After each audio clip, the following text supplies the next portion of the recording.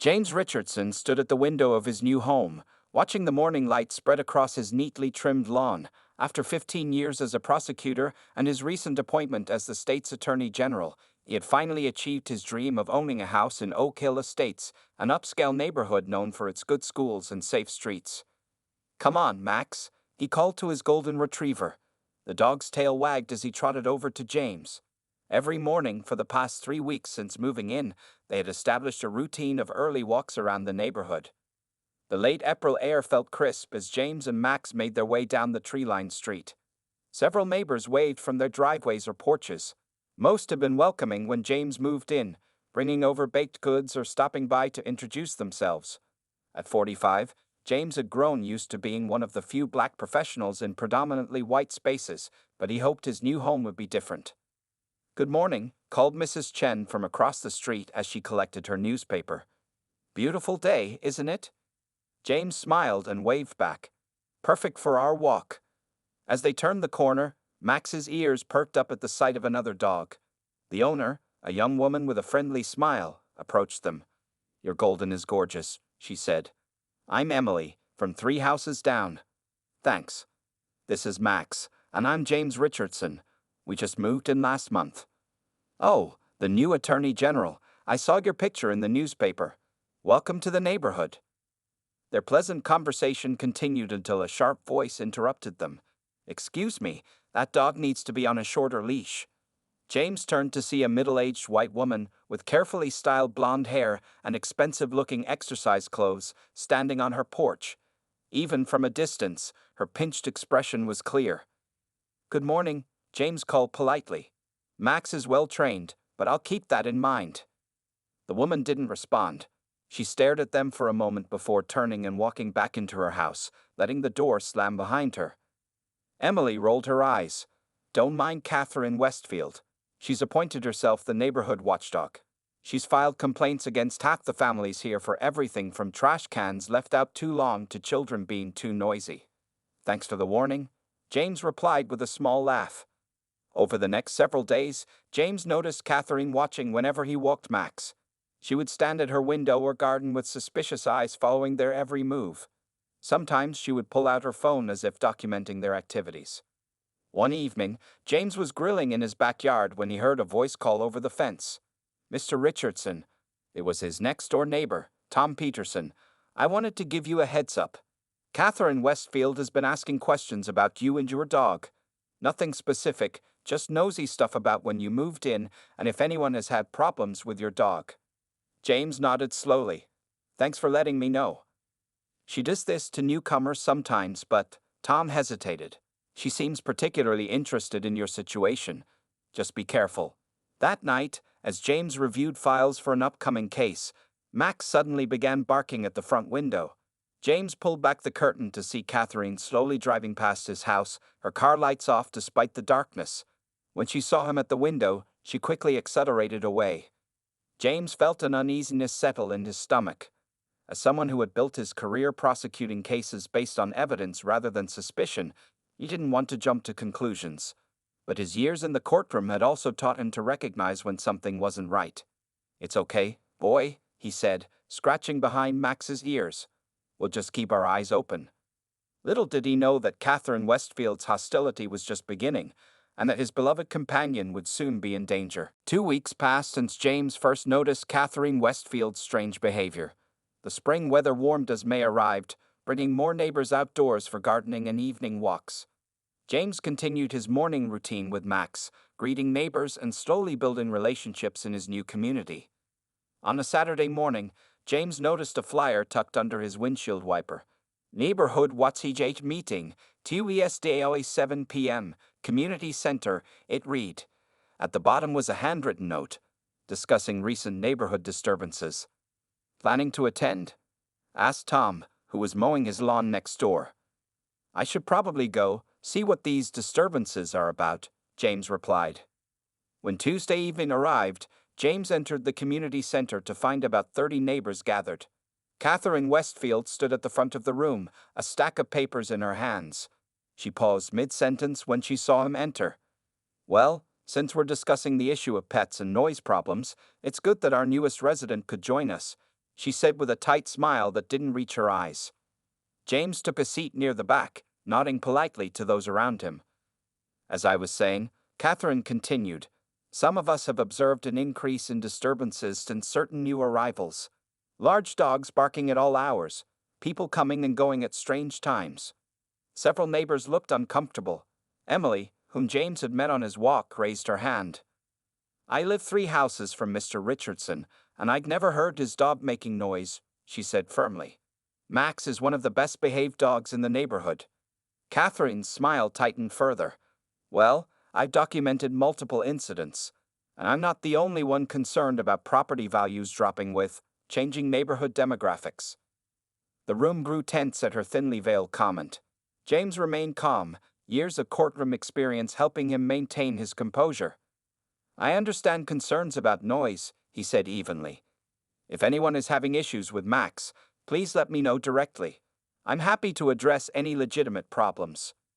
Several neighbors nodded approvingly, while Catherine's face flushed red. The next morning, James found an official notice in his mailbox from the Homeowners Association, citing multiple noise complaints and threatening fines if the situation wasn't resolved. The letter was signed by Catherine as the HOA president. This is getting ridiculous, James muttered to Max, who was quietly lying on the floor nearby. Later that day, James was working in his front garden when a police car pulled up. The officer who stepped out looked slightly embarrassed. Mr. Richardson, I'm Officer Davis. We received a complaint about a dangerous dog at this address. James stood up slowly. My dog is inside, officer. He's a well-trained golden retriever who's never shown aggression to anyone. The officer nodded. I figured as much. Ms. Westfield has been calling the station almost daily. Between us, she's becoming known for these kinds of calls. Would you like to meet Max? James offered. When Max came to the door, tail wagging and gentle as always, the officer smiled and patted his head. Beautiful dog. Sorry to bother you, Mr. Richardson. From her front porch across the street, Catherine watched the interaction with narrowed eyes. The following weekend, James hosted a small barbecue for some colleagues from the Attorney General's office. They were enjoying themselves in the backyard when a code enforcement officer arrived, claiming an anonymous caller reported illegal gatherings and health code violations. The officer quickly determined there were no violations and left apologizing for the interruption. Through the fence, James could see Catherine on her phone, watching them. That evening, as James walked Max around the block, he noticed Catherine's car slowly following them at a distance. When he turned to look directly at her, she quickly drove away. Back home, James checked his security cameras, a habit from his years as a prosecutor, and discovered something disturbing. While he was at work the previous day, the footage showed Catherine approaching his fence line, examining it carefully, and taking pictures of his backyard. I don't like this, Max, James said quietly, scratching behind the dog's ears. Not one bit. He didn't yet know how far Catherine would go, but his prosecutor's instinct told him the situation was about to get much worse. The warm Sunday morning started like any other. James woke early, made coffee, and prepared for his usual walk with Max. The golden retriever waited patiently by the door, tail wagging as James attached his leash. Ready for our walk, buddy? James asked, receiving an enthusiastic bark in response. They stepped outside into the quiet morning. Most neighbors were still asleep or just beginning their day. James noticed Catherine's curtains move slightly as they passed her house, but he had grown used to her watching them. Max led the way to their favorite route, a small path that circled around a neighborhood pond. Today, however, Max seemed interested in something near the edge of James's property, close to where his yard bordered Catherine's. What is it, boy? James asked as Max sniffed eagerly at the ground. Before James could stop him, Max picked up something from the grass, a small piece of what looked like meat. James quickly reached down. Drop it, Max, he commanded firmly. Max obeyed, but James noticed his dog had already swallowed something. Looking closer, he saw several more small pieces of meat scattered near the fence line. They looked odd. Each piece had a bluish tint that wasn't natural. James pulled out a plastic bag from his pocket that he usually carried for dog waste and carefully collected the remaining meat pieces. His years as a prosecutor had taught him to preserve potential evidence. As he picked up the last piece, he noticed a security camera mounted under Catherine's eaves, pointed directly at this spot. "Come on, Max. Let's go back home," James said, his voice tight with worry. Within 15 minutes of returning home, James noticed Max wasn't acting like himself. The usually energetic dog was lying on the floor, breathing heavily. When James called to him, Max barely lifted his head. "Something's wrong," James muttered, grabbing his car keys. "Let's go, buddy." At the emergency veterinary clinic, Dr. Martinez examined Max quickly. "What happened?" she asked, checking Max's gums, which had taken on a pale color. "I think he ate something during our walk. I found these near where he was," James explained, showing the bag of meat pieces. Dr. Martinez looked at the meat and frowned. "This looks like it's been soaked in antifreeze. It's extremely toxic to dogs. Even a small amount can cause kidney failure." James felt his heart sink. "Can you help him?" "We caught it early, which is good. We'll start treatment right away to prevent the antifreeze from being metabolized," she said, calling for her assistance. "We need to induce vomiting and begin ethanol therapy immediately."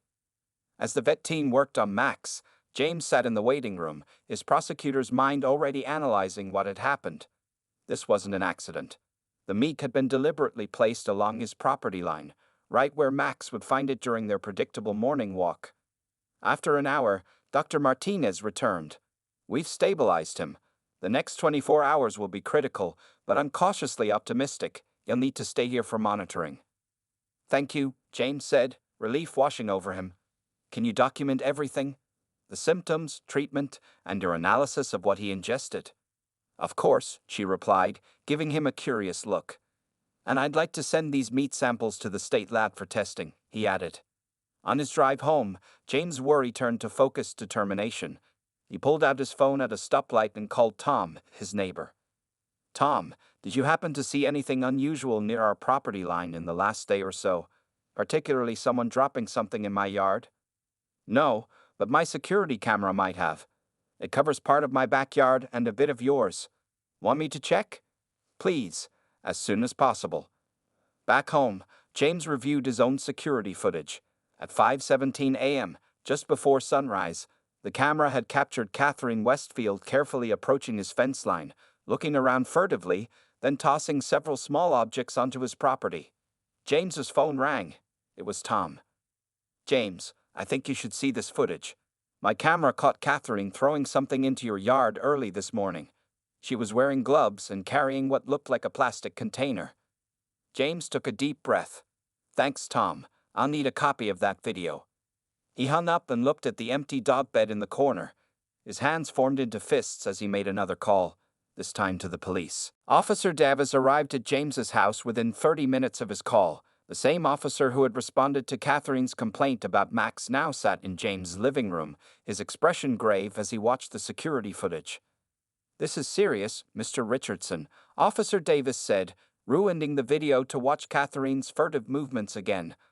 "Attempting to poison an animal is a felony in this state." James nodded, his prosecutor's mind already organizing the evidence. "I've been documenting her escalating behavior for weeks.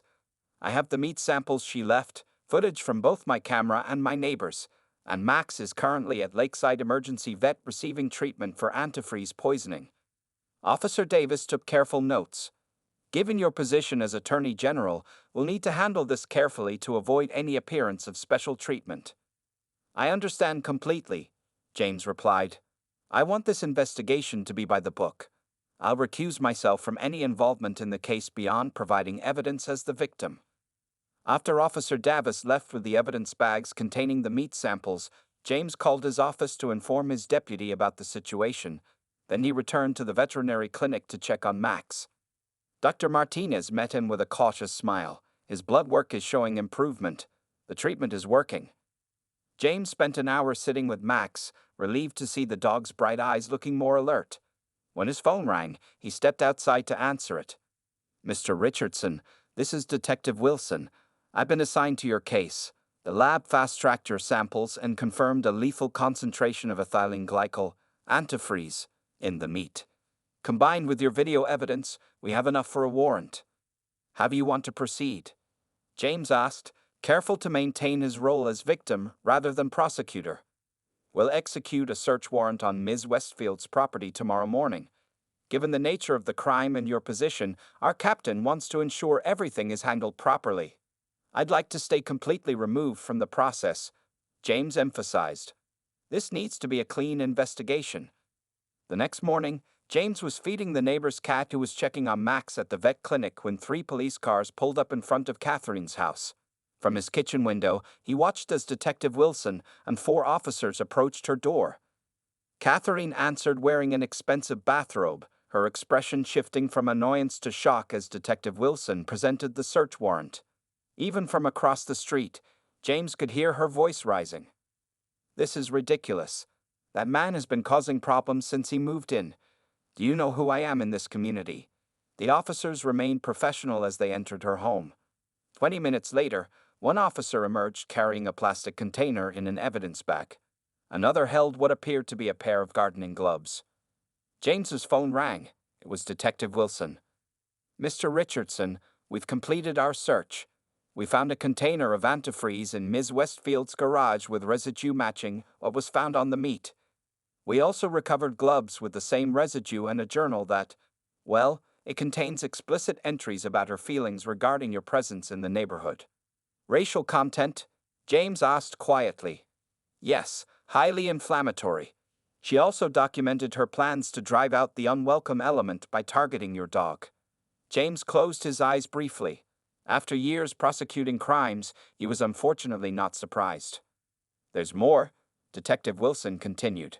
"Her computer search history includes queries for how to poison a dog without getting caught, and how long does antifreeze take to kill a dog. We're bringing her in for questioning now." Through his window, James watched as Catherine was escorted to a police car. She looked around frantically, her eyes finding his house. When she spotted him in the window, her face contorted with rage. As the police car drove away, James's phone buzzed with a text from the vet clinic. "Max is doing much better. You can probably take him home tomorrow." A small sense of justice settled over James. The investigation was proceeding properly, evidence was being collected professionally, and most importantly, Max would be okay. Catherine Westfield sat in the small interview room at the police station, her manicured nails tapping impatiently on the metal table. Her attorney, an older man in an expensive suit, whispered something in her ear as Detective Wilson entered with a folder. "Ms. Westfield, I'm Detective Wilson. Thank you for your patience," he said, sitting down across from her. "This is outrageous," Catherine said, her voice tight with anger. "I'm a respected member of the community. You can't possibly believe I would do something like this." Detective Wilson opened his folder. "We have video evidence of you throwing objects onto Mr. Richardson's property at 5:17 a.m. yesterday.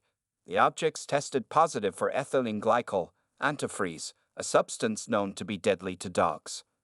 "That's absurd," Catherine replied, though her face had paled slightly. "I was simply returning some scraps that had blown into my yard." Her attorney cleared his throat. "Detective, my client denies all allegations. We also found antifreeze in your garage with your fingerprints on the container, gloves with antifreeze residue, and your journal which explicitly details plans to, and I quote, get rid of that man's dog to drive him out of our neighborhood." Catherine's confident facade cracked slightly. "That was just venting. Everyone keeps journals." "Most journals don't include detailed plans to poison an animal," Detective Wilson replied calmly. "Ms. Westfield, do you know what Mr. Richardson does for a living?" Catherine rolled her eyes.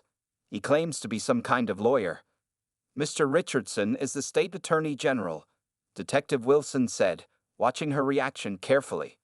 Catherine's face went completely white. Her attorney's pen stopped mid-note. That's impossible," she stammered. "I would know if someone like that moved into our neighborhood." "By someone like that, what exactly do you mean, Miss Westfield?"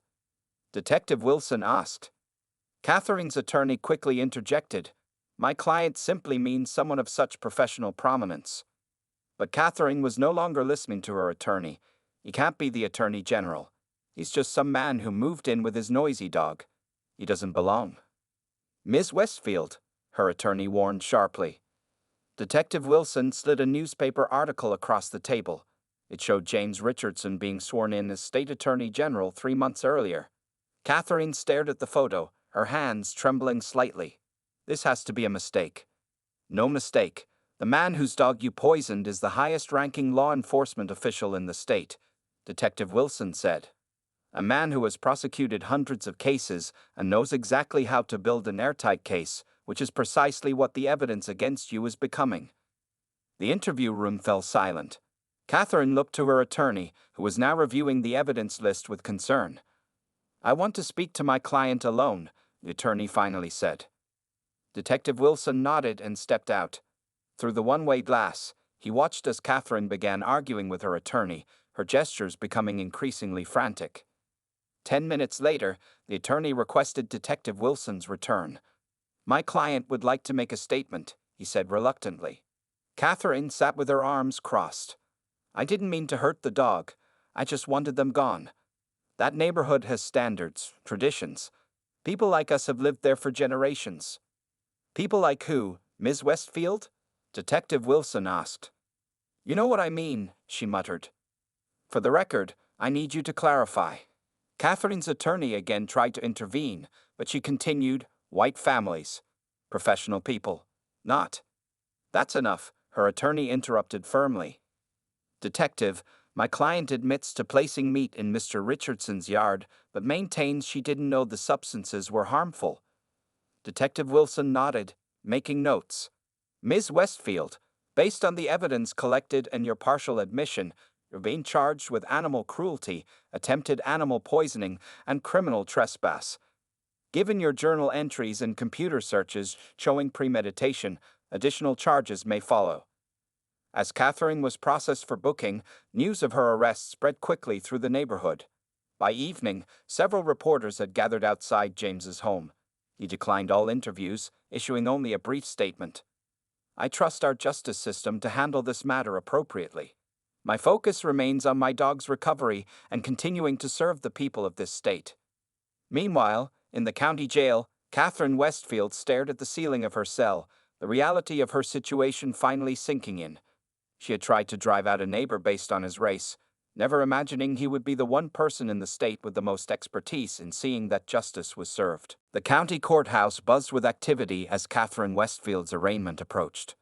Local media gathered outside, their cameras focused on the entrance. This case had captured public attention, a privileged white woman allegedly poisoning the state attorney general's dog in what appeared to be a racially motivated crime. James Richardson sat in the back row of the courtroom, dressed in a simple dark suit rather than his usual official attire. He had recused himself from any involvement in the prosecution, ensuring a senior assistant district attorney named Sarah Chen would handle the case. "All rise," called the bailiff as Judge Martinez entered the courtroom. Catherine walked in with her attorney, looking significantly less polished than usual. Her designer clothes had been replaced by a conservative navy blue dress, her typically perfect hair now pulled back in a simple style. She kept her eyes fixed forward, avoiding looking at James or the packed gallery. "Docket number 2025 CR 4872. State versus Catherine Westfield," the clerk announced. Judge Martinez reviewed the charges. "Ms. Westfield, you are charged with criminal animal cruelty, attempted animal poisoning, criminal trespass, and a hate crime enhancement. How do you plead?" Catherine's attorney stepped forward. "Your Honor, my client pleads not guilty to all charges." A murmur went through the courtroom before the judge called for order. "Bail is set at $50,000. Next case," Judge Martinez declared, bringing the brief proceeding to a close. As Catherine was led away, she finally glanced toward James, her expression a mixture of anger and fear. James maintained a neutral expression, years of courtroom experience helping him mask his emotions. Outside the courthouse, reporters surrounded Sarah Chen. "The district attorney's office is pursuing this case with the seriousness it deserves," Chen stated firmly. "The evidence is substantial, including video surveillance, forensic testing, and the defendant's own written admissions of intent." One reporter called out, "Is it true that Attorney General Richardson's security cameras caught Ms. Westfield in the act?" Chen nodded. Mr. Richardson had installed standard home security, as many homeowners do. Those cameras captured evidence that will be presented at trial. In the weeks that followed, James focused on work while Max recovered fully from the poisoning. Though he maintained professional distance from the case, he couldn't avoid hearing details as the story continued to make headlines. The evidence against Catherine mounted. The state lab confirmed the meat contained lethal amounts of antifreeze. Forensic examination of her computer revealed weeks of searches about poisons harmful to dogs and methods to drive unwanted neighbors away. Most damning was her journal, which contained explicit racial slurs and detailed plans to make James leave the neighborhood. On a cool Tuesday morning, James received a call from Sarah Chen. "Mr. Richardson, I wanted to inform you that Ms. Westfield's attorney has approached us about a plea deal. They're clearly concerned about the strength of our case." "What are they offering?" James asked. "She'll plead guilty to animal cruelty and criminal trespass if we drop the hate crime enhancement. Standard procedure would be 3 years probation, community service, mandatory counseling, and a restraining order." James considered this. As a prosecutor, he believed in rehabilitation when possible, but also in accountability. "What's your recommendation, Sarah?" he asked. "The evidence for the hate crime is solid, but trials are unpredictable. A guilty plea guarantees consequences and avoids putting you and this incident under further public scrutiny." 2 days later, James sat in the courtroom as Catherine stood before Judge Martinez again. This time, her demeanor was subdued. "Miss Westfield, you understand that by pleading guilty to these charges, you waive your right to a trial?" the judge asked. "Yes, Your Honor," Catherine replied quietly. "And you admit to placing poisoned meat on Mr. Richardson's property with the intent to harm his dog?" Catherine hesitated before answering, "Yes." Judge Martinez reviewed the plea agreement. "I accept this plea. Ms. Westfield, you are sentenced to 3 years probation, 200 hours of community service at the animal shelter, mandatory racial sensitivity counseling, and a permanent restraining order preventing contact with Mr. Richardson or his property." As the gavel came down, James felt no satisfaction, only a sullen recognition that justice had been served, however imperfectly. Outside the courtroom, Max waited with a neighbor who had offered to dog-sit. The golden retriever's tail wagged happily at the sight of James, blissfully unaware of the human drama that had unfolded because of him. 1 week after Catherine Westfield's sentencing, the Oak Hill Estates Community Center was filled to capacity. Nearly every resident had come for the emergency neighborhood meeting called by the Homeowners Association. The usual folding chairs were arranged in neat rows, with a small podium at the front of the room. Tom Peterson, who had been elected as the new HOA president after Catherine's arrest, stood at the podium looking nervous. "Thank you all for coming tonight," he began. "I know the past month has been difficult for our community. What happened to Mr. Richardson and his dog Max has forced us to confront some uncomfortable truths about our neighborhood." Murmurs spread through the crowd. James sat quietly in the middle row, having debated whether to attend at all. Max lay at his feet, fully recovered and occasionally accepting gentle pats from neighbors. "For too long, some of us ignored signs of intolerance," Tom continued. "We dismissed Catherine's comments as just being Catherine being Catherine. That silence made us complicit." An older woman near the front raised her hand. "I've lived here 30 years, and I'm ashamed I never spoke up when Catherine made those awful comments about the Singh family when they moved in last year." Others began sharing similar stories. How Catherine had complained about the Chinese family who hosted Lunar New Year celebrations, how she had called the police on the Hispanic teenagers who were simply walking through the neighborhood. "It wasn't just Catherine," admitted a middle-aged man named Robert. "Some of us laughed at her jokes or nodded when she talked about keeping neighborhood standards. We need to own that." James listened, surprised by the community's honesty. When Tom asked if he wanted to speak, James approached the podium. "Thank you all for your candor tonight," he said. "What happened to Max and me could have driven us away. That was Catherine's goal. But running away solves nothing." He paused, looking around the room at his neighbors. "I became a prosecutor because I believe in justice. Not revenge, but accountability and growth. That's why I supported the plea deal requiring Catherine to get counseling rather than jail time." Several people nodded their approval. But true change happens in communities like this, when neighbors hold each other accountable, when we speak up against small injustices before they become big ones. Emily, the young woman James had met on his first walk with Max, stood up. I'd like to propose we create a neighborhood inclusion committee. We could organize cultural exchange events, create a welcome packet for new residents, and establish clear guidelines against discrimination. The idea received immediate support. Within minutes, a dozen people had volunteered. As the meeting continued, Mrs. Chen approached James with a homemade treat for Max. "My grandson asked me to give this to your brave dog," she said with a smile. "He calls Max a hero for exposing the poison in our community, both the literal and figurative kind." By the end of the evening, the neighborhood had approved several initiatives: a diversity celebration day, a mentorship program connecting retired residents with local schoolchildren, and sensitivity training for all Hawaii board members. Outside the community center, people lingered in small groups, talking with neighbors they'd previously only waved to from a distance. James noticed Robert chatting with the Singh family, while Emily was exchanging phone numbers with Mrs. Chen. "Quite a transformation," said Tom, joining James as he prepared to walk home with Max.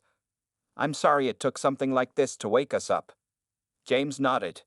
"Communities can change when people are willing to be uncomfortable for a while." "Will you stay?" Tom asked. "No one would blame you if you wanted to move after all this." James looked down at Max, who wagged his tail happily, then around at the neighbors who now smiled and waved at him with genuine warmth. "Yes," he said finally, "this is home now." As they walked back under the streetlights, several children ran up to pet Max, their parents following with plates of food and invitations for coffee. The simple act of walking his dog, which had once made James a target, was now building bridges across long-standing divides in Oak Hill Estates. Sometimes, James reflected, justice worked in unexpected ways. 6 months had passed since the day Max nearly lost his life to poison meat. The maple trees along Oak Hill Estates had transformed from summer green to brilliant autumn gold. James Richardson stood on his front porch, watching Max chase falling leaves across the lawn. "He certainly doesn't hold grudges, does he?" Emily remarked, handing James a cup of coffee. After the community meeting, she had become a close friend and regular visitor. "Dogs are better than people that way," James replied with a smile. "Complete forgiveness, no questions asked." The neighborhood had changed dramatically since Catherine Westfield's sentencing. The Inclusion Committee had organized monthly cultural potluck dinners, with residents sharing family recipes and stories. The Singh family had taught neighbors how to make samosas, while Mrs. Chen led a Chinese calligraphy workshop for the children. Today was special, the official unveiling of Oak Hill Estate's new community garden.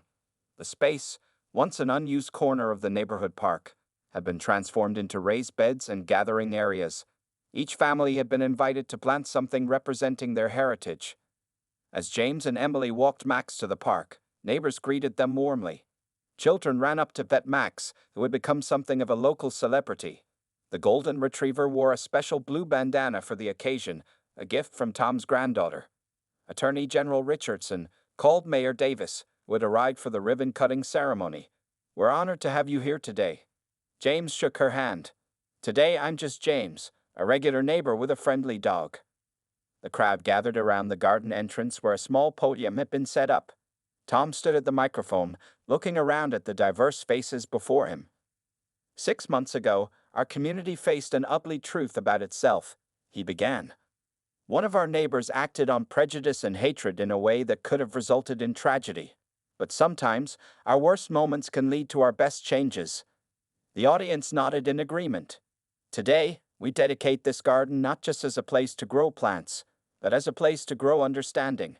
Each bed contains plants that represent the diverse cultures of our community, a living reminder that different roots can thrive in the same soil." After the ceremonial ribbon cutting, residents wandered through the garden, admiring the various plants and reading the small signs describing each one's cultural significance. Max trotted happily alongside James, occasionally stopping for attention from admirers. Near the back of the garden, James was surprised to find a small plaque mounted on a stone.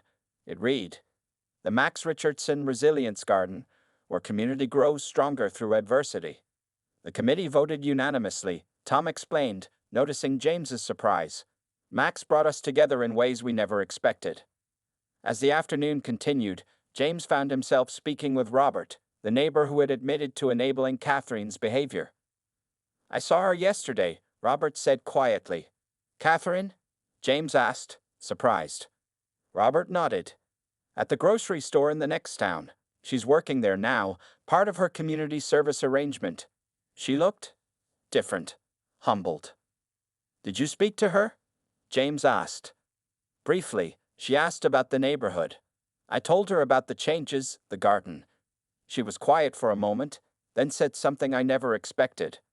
What was that? She said she was sorry. Not to me, but just sorry.